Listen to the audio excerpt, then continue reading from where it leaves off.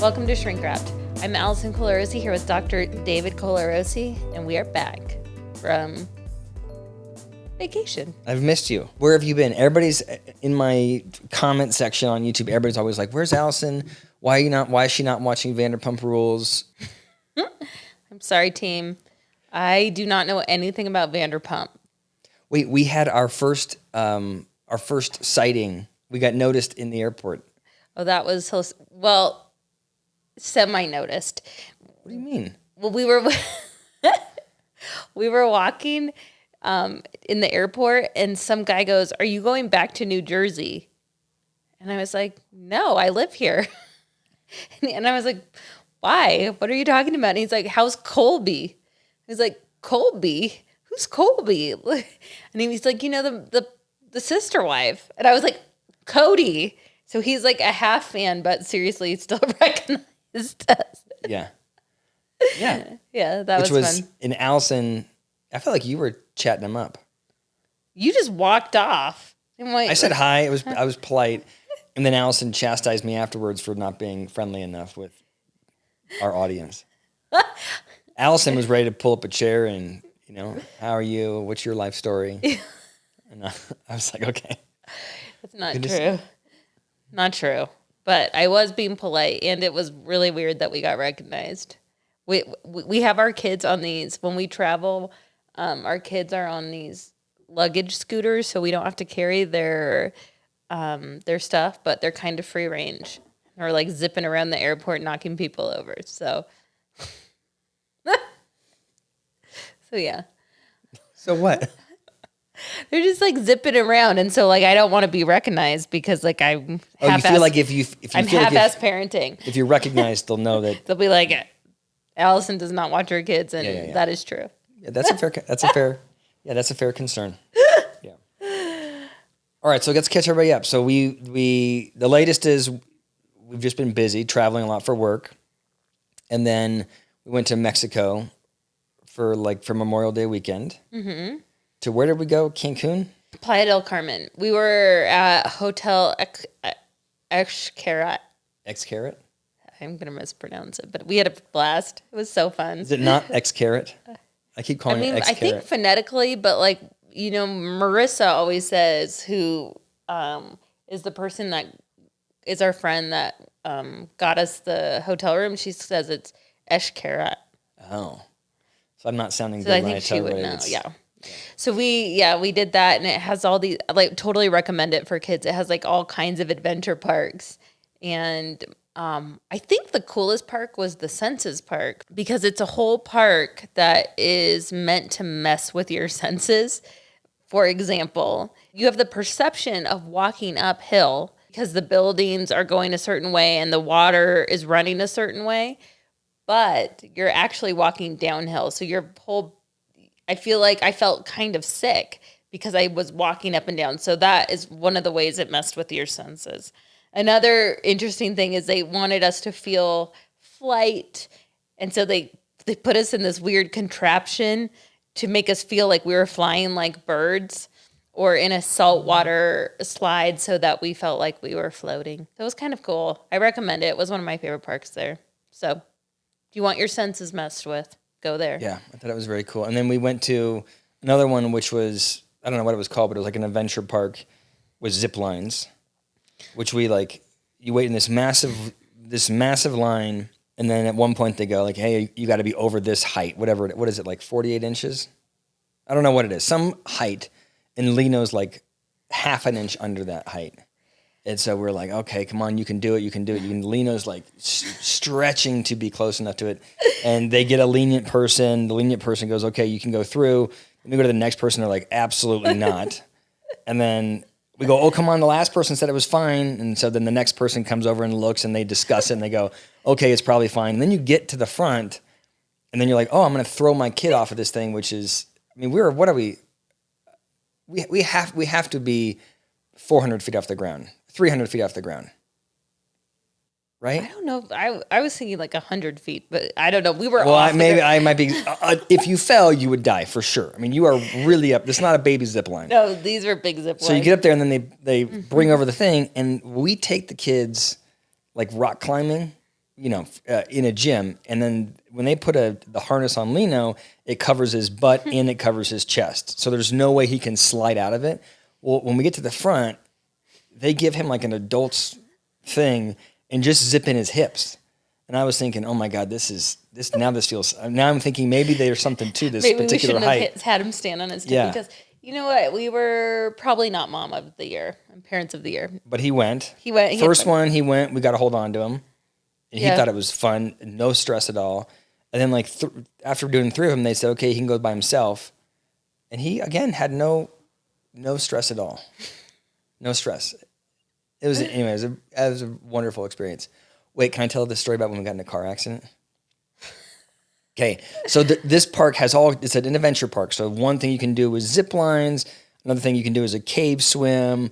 Another thing you can do is cave rafting. Another thing, you get like all different things like that. And one of them is you get in a 4x4, which is really like a souped up golf cart, but you are doing a cave drive. And we get in I'm riding passenger. My friend is driving in front. Allison says ahead of time, Allison goes, let me drive. And I said, I want to drive. And Allison said, you didn't even want to come on this vacation because you wanted to work and I made us come here. So you're riding shotgun. By the way, I don't mean to interrupt you, but when we go to Italy and we decide on who's pulling Lino, you can pull Lino the percentage of time you spent to plan that trip. Kara gave me that suggestion. Oh, did Kara? I'd like to talk to Kara. So we'll get to that in a second. So anyway, Allison and one of the other couples there, the 2 wives drive that car, and then my buddy and I drive the second car, and he became the driver. So I was in the shotgun anyway. So I'd made a stink, and I was still stuck at shotgun. Anyway, you were driving, or Marissa was driving? I was driving. Allison was driving, and we were going at a pretty good clip, but Greg, who was driving my car, was pretty close behind you. And you're zipping through, you're trying to, you got kids in the back, so you're trying to make it as scary as possible, hitting all the bumps. And then we come to a corner, and they have one of their, like, it's not a Ranger, but it's like the equivalent of it's like a Central American Ranger. Somebody out in the woods. It's a guide. It's a guide. Yeah. That's like saying, hey, slow down around the turn. Well, there's somebody in front of Allison's car. I'm telling myself that there was somebody in front of your car that did this, that slammed on the brakes because they were scared. Because Allison hit this curve and slammed on the brakes. I did. And then Greg... It was our other friends in front of us. Okay, so there's a pileup around a curve. Well, Greg's coming in hot. And she hits the brakes, and then he is now trying to slow this thing down. I guess where the brake is not... No, he was wearing the equivalent of Croc loafers. Croc driving loafers. Loafers. And so I feel like they had no traction because it was raining and wet, and so he couldn't get traction on the brake. Yeah. So he couldn't hit the brake. So he's like driving and he's trying to hit the brake. He misses that. And then he grabs the e-brake and he slams that, which totally ineffective. Didn't even slow us down at all. And he's going to run into the back of their car. And then he swerves and he hits this massive rock in front of everyone. The ranger or the guide is like, holy shit. So we like it's a legit crash. And he's like, hey, sorry, I just couldn't stop the thing. And she's like, you're not driving anymore. So then I had to take over driving.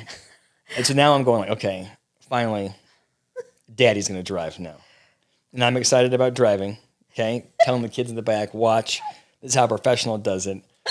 And I drive maybe 400 feet, and I lose control of the car. We're in the cave. Told me, they said 2 guys keep getting in crashes. Yeah, I lose control. Now, here's what I believe happened.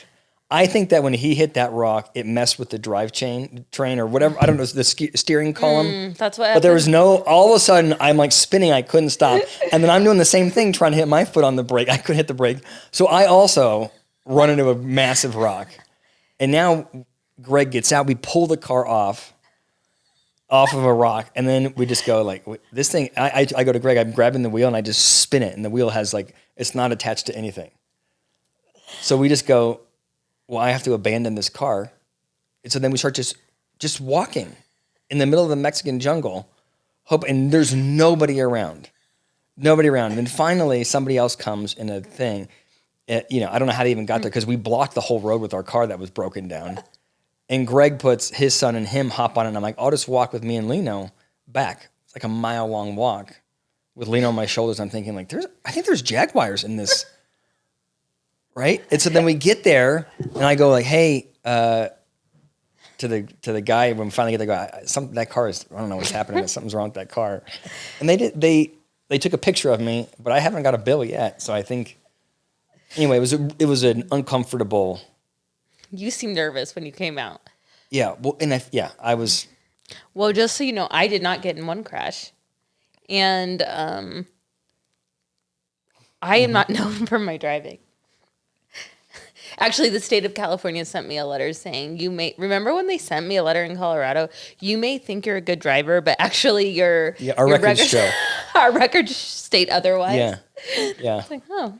Have you heard that all guys think that they're good at driving, they're good at fighting, and they're good at sex, but they're not good at any of those things? Have you heard that before?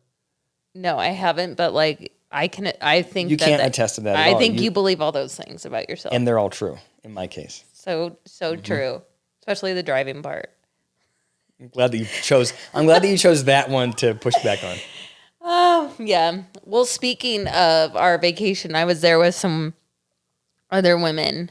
And I think the net that came out of it is this underlying rage that women have at, I think it's our generation, but this underlying rage that they have with all the roles that they have to play in life. And I have a quote for you because one of them sent it to me. Can I just give you one of them? I want you to, from now on, whenever I'm hanging out with guy friends, I want you to know that all we're doing is just talking smack about you.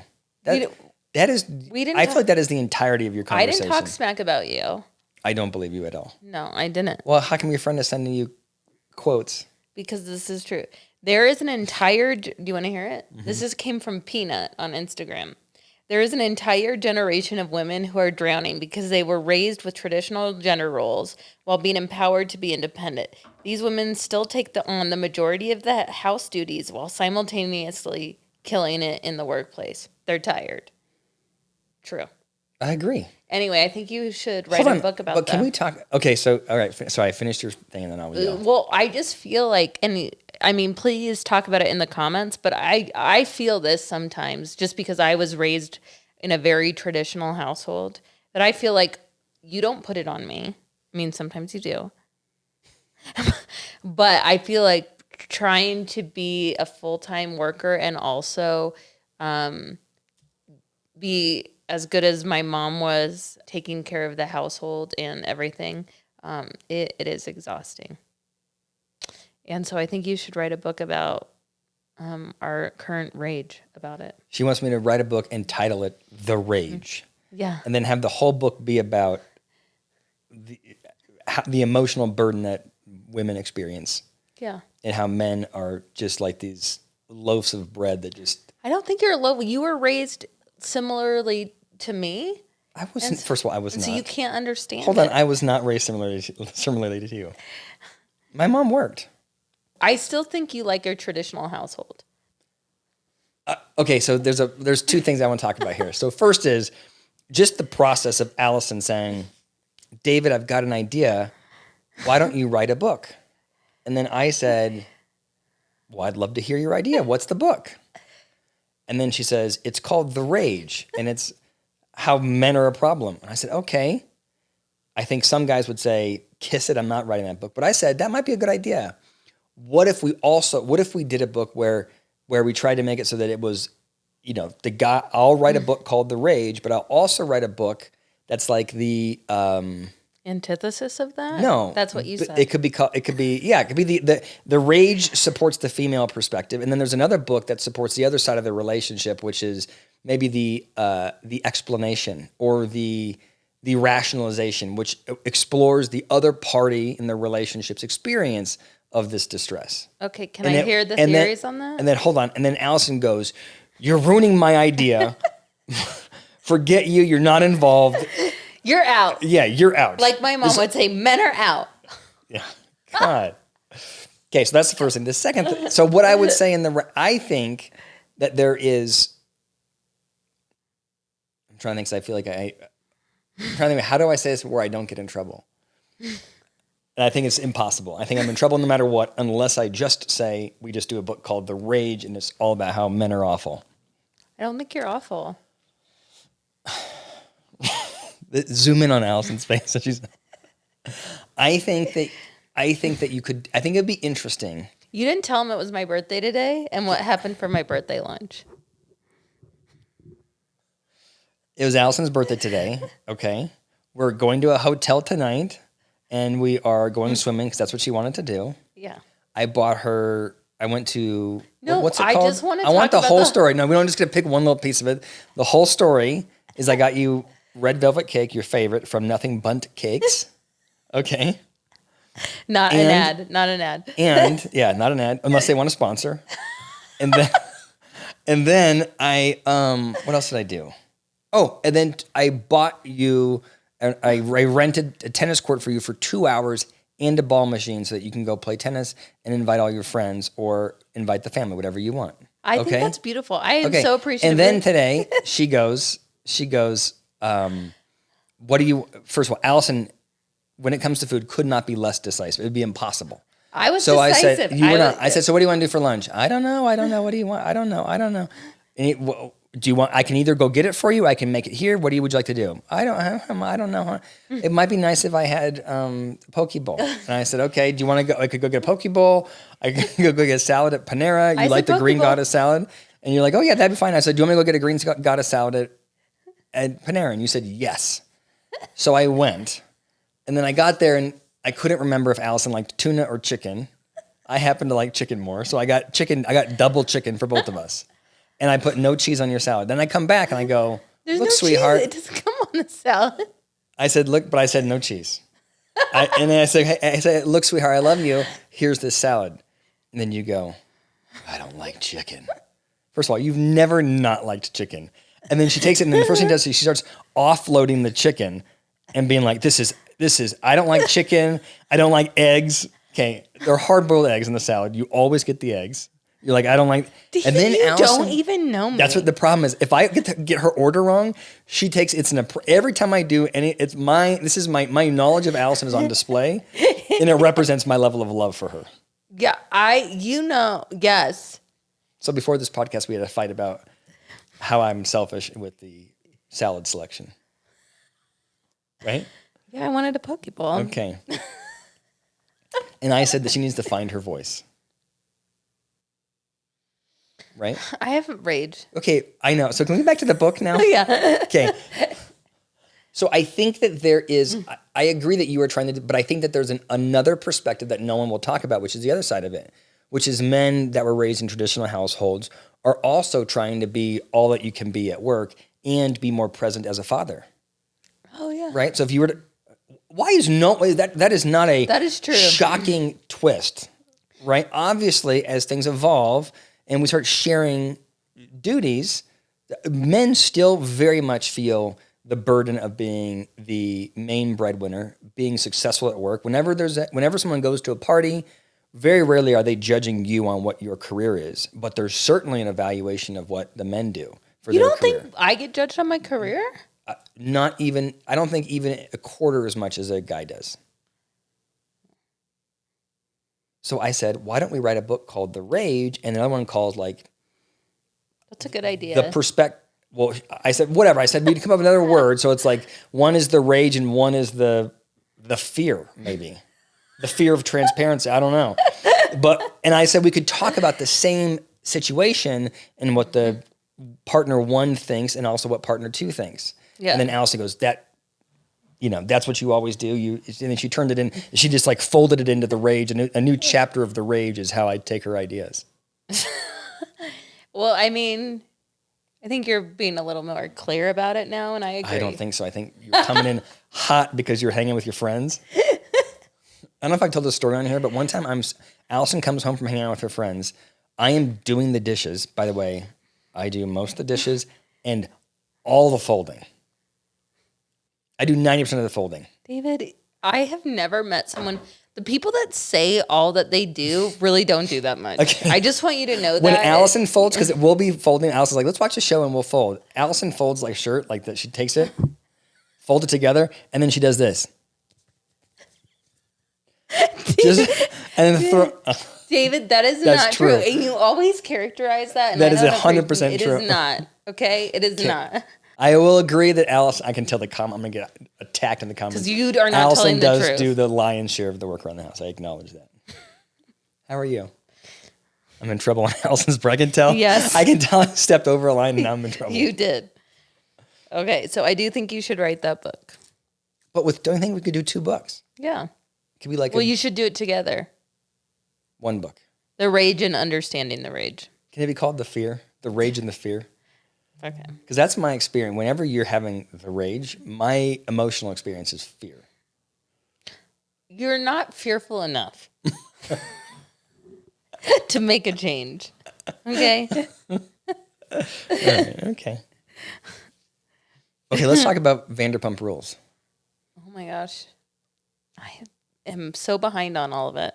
She will not. I have tried so many times to get her to watch Vanderpump Rules. She will not. Right? Because I'm watching the documentary about the Duggars right now. What do you think about the Duggars?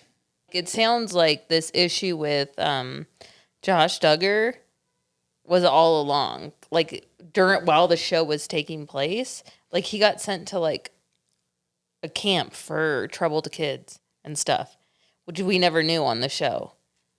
I didn't know that. Yeah.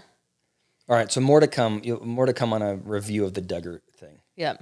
Can I just tell you that I really like the Vanderpump. I think I figured out like what it's interesting. Like if I do a Sister Wives video, I think people like Sister Wives content because it's the same family for whatever it's been 12 years. Mm-hmm. Like people are, there's a word for it. I'm forgetting what it is, but it's like a psychological term for like you know how we over-identify with celebrities? Mm-hmm. Well, I think that's hard to take place and to get really invested in people if it's just one season. So like if I react to The Bachelor, no one cares because you just met The Bachelor and there's no real alignment with them. But Vanderpump Rules has been on for 10 seasons, so people are in their relationships with those people. Same thing with Sister Wives. People are so aligned with Christine that they genuinely care about her. Mm-hmm. So I was just thinking that it's just like strategically, I should pay attention to that, and it's an interesting phenomenon. If you spend enough time watching people, I think it makes a difference as far as. I mean, I guess I'm saying it and it sounds really obvious. Well, of course. Yeah. If you watch people that long, you're gonna feel more aligned to them. Yeah. I mean, just as a side note, McKelty has the same birthday as me. Well, happy birthday, McKelty, because this is your birthday, right? Yeah. Yeah. I wonder if McKelty's partner, what's his name? Tony.